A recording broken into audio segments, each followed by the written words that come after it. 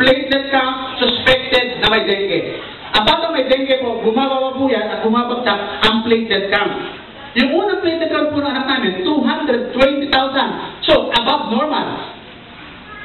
Pang-apat na araw, mataas ang lagda ito anak namin, meron na po siya skin rashes, nose bleeding, gum bleeding. Pag ganun po kami sa may dengue, yung stage 3 na yun, kasi pumuputok na yung maliliit na ugat.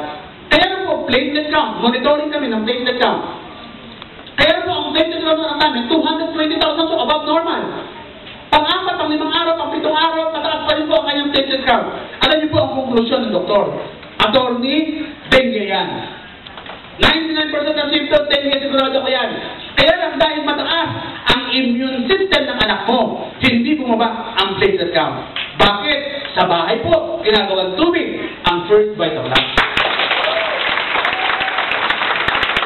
Yung anak po kasi namin, ang unang pong reason ng anak ng asawa ko, yung anak po kasi namin, hindi kumakain ng gulay. Bigyan mo ng french fries, kay Joy, mabilis pa sa 4 ubos. Bigyan mo ng gulay, panis. Kaya dumating po sa amin ng first vital load, yung anak po namin, inom ng first vital load, akala po nila, ordinary juice. Hindi po nila alam, yung sustansya na 5 gulay, pumapasok sa katawan. Kaya nung nagka-dengue, lalakas ang immune system.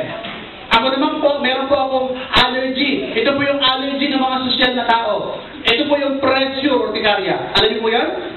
Hindi kasi kayo sosyal.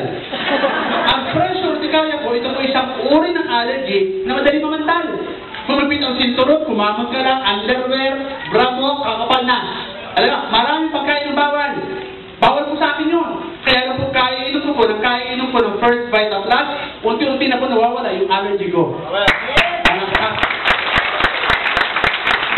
Ito po ang magkalupit sa asawa ko. Yung asawa ko po, kaya inom niya ng first vital load. Ang tingin niya po sa akin, si Derek Ramsey na. Alam mo natin, Dr. Rola Mendiola. Kaya mag-umisag sila ng first vital load. Magaling din mag-NGO yan.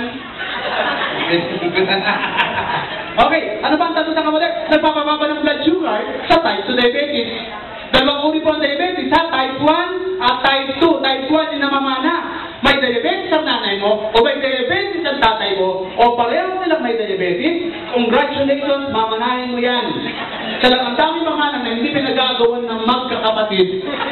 Kung yan naman ay sabi na pinamana sa'yo, diabetes, sa'yo yan. Pero pag mga lupa na ang ari-arian na pinamana, nag-aaway na ang magkakapatid! Yun ang type 1. Pero hindi po, kahit walang may lahi, ligtas ka na! Kasi meron type 2 diabetes. Ang type 2 diabetes na nakuha sa pagpili na pagkain, mahilig ka na madalit, mahilig ka sa soft drink, maghintay ka lang, darating yan, asap.